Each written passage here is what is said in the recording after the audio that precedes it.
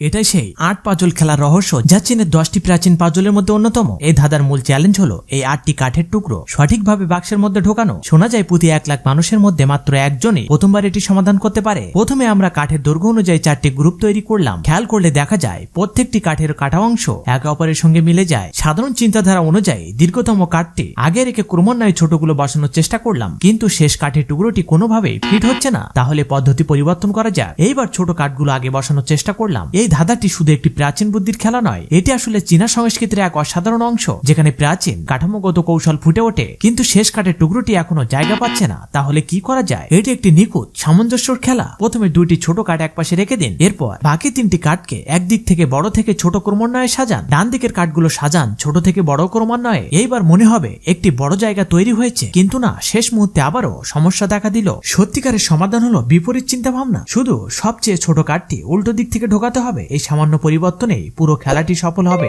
এখন কিছু like subscribe পাওয়া যাবে কি?